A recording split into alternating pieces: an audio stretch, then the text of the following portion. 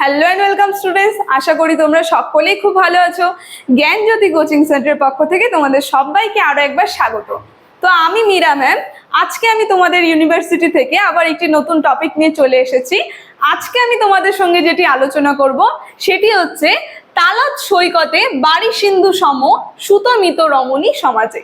Bangla subject থেকে এই পদটি নিয়ে আজকে আমি তোমাদের সঙ্গে আলোচনা করব। এই পদটি কার লেখা এবং এটি কোন পর্যায়ের পদ, আর এই পদটির বিশ্লেষণ করব তোমাদের সঙ্গে আজকে আলোচনাতে আমি। তো ভিডিওটি শুরু করার আগে তোমাদের ছোট্ট করে একটা ইনফরমেশন দিয়ে দিই। বোর্ডের কর্নারে তোমরা দুটো নাম্বার দেখতে পাচ্ছ, এটা হচ্ছে আমাদের জ্ঞানজ্যোতি কোচিং সেন্টার হেল্পলাইন নাম্বার। এখানে তোমাদের অনলাইনে ক্লাস করানো হয় এবং তার সঙ্গে নোটসও দেওয়া হয়। তোমরা যদি অনলাইন ক্লাসে আমাদের সঙ্গে যুক্ত হতে চাও এবং নোটস পেতে চাও, তাহলে অবশ্যই এই নাম্বার দুটির সঙ্গে যোগাযোগ করো। তাহলে আমি বিষয়টি শুরু করছি, এটি তোমাদের সঙ্গে আজকে আলোচনা করব। প্রথমেই বললাম, আজকে আমি তোমাদের সঙ্গে যেটি আলোচনা করব তালাত সৈকতে বাড়ি সিন্ধু সম সুতমিত রমণী সমাজে। তো এই পদটি কার লেখা?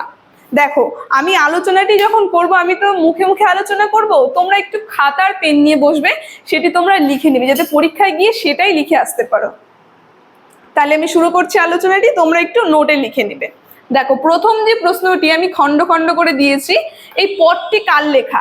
যদি বলি, এই পদটি হচ্ছে একটি প্রার্থনা পর্যায়ের পদ, আর এই পদটি লিখেছেন বিদ্যাপতি তার শেষ জীবনে। বিদ্যাপতি কবি যিনি আছেন, তিনি এই পদটি লিখেছিলেন তার শেষ জীবনে।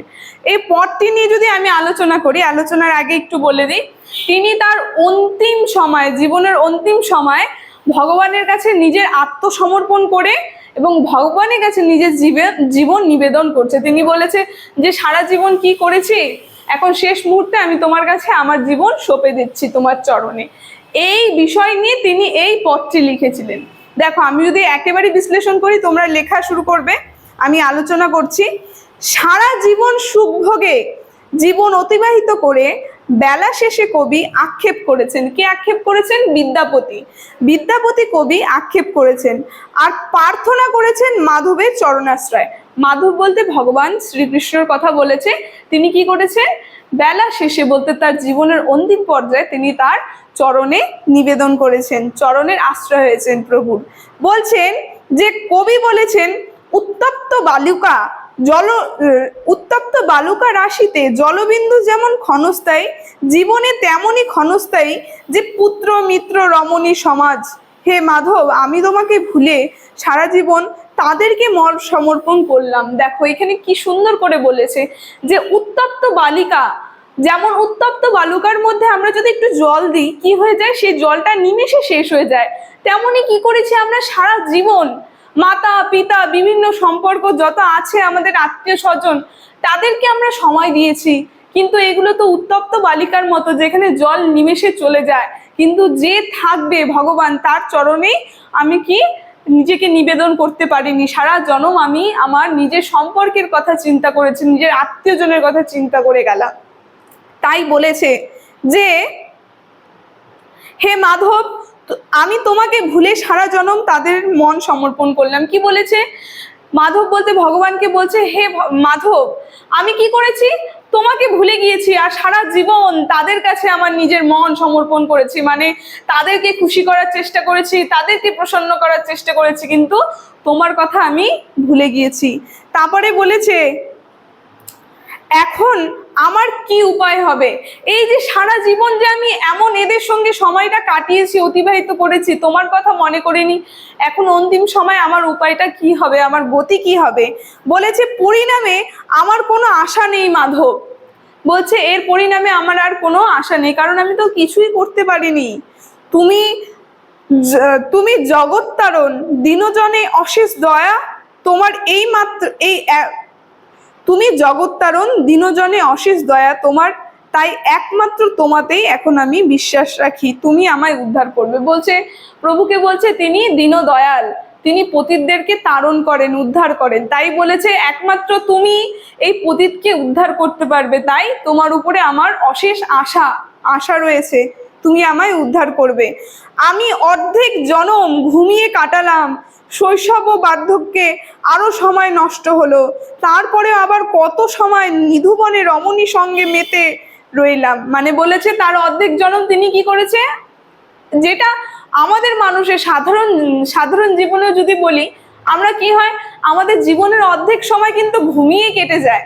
যেমন 12 ঘন্টা ঘুম, 12 ঘন্টা চলে 24 ঘন্টার মধ্যে, অর্ধেক সময় কি হয় আমাদের ঘুমিয়ে কেটে যায়। তাই কবি বলেছে, আমি জীবনের বেশিরভাগ সময় ঘুমিয়ে কেটেছি, তার সঙ্গে শৈশবে আমি বিভিন্ন সময় নষ্ট করেছি, শৈশবের খেলাধুলা।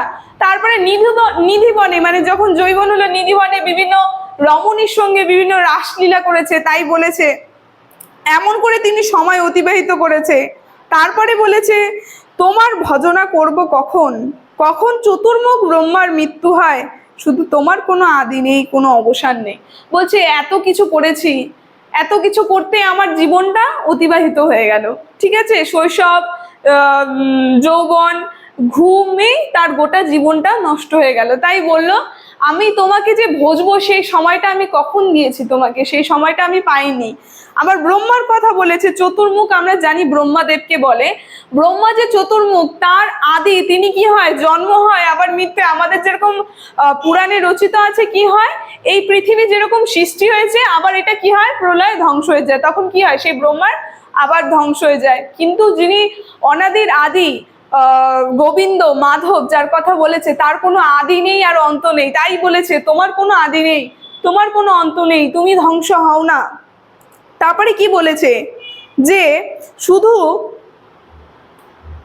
বলেছে, সাগরের ঢেউ যেমন সাগরে মিলিয়ে যায়, তেমনই জগৎ ব্রহ্মাদি তোমাতে জন্ম আবার তোমাতেই লীন হয়ে যায়। যেমন ব্রহ্মা জন্ম হচ্ছে আবার লীন হয়ে যাচ্ছে, সেটা তোমাতেই লীন হয়ে যায়। যেমন সাগরে গিয়ে সব জল মেশে, তেমনই কি হয়, সেই ব্রহ্মা যেমন জন্ম হচ্ছে আবার আমাদের প্রভুর মধ্যে, মানে মাধবের মধ্যে লীন হয়ে যাচ্ছে। তাই বলেছে, তেমনি জগৎ ব্রহ্মাদি তোমাতে জন্ম আবার তোমাতে লীন হয়ে যায়। বিদ্যাপতি বলেছেন, জীবনের অন্তিমে এমন যমরাজের ভয় আমার মনে, তাই তুমি ভিন্ন অন্য গতি নেই। বলছে আমার জীবনের অন্তিম সময় এখন কি হয়, আমরা যমরাজের ভয় পাচ্ছি। বিদ্যাপতি বলছে, এখন আমি যমরাজের ভয় পাচ্ছি। সারা জীবন তো আত্মীয় স্বজন, টাকা পয়সা এই করতে করতে আমার জীবন চলে গেল, এখন জীবনের অন্তিম পর্যায়ে চলে এসেছে।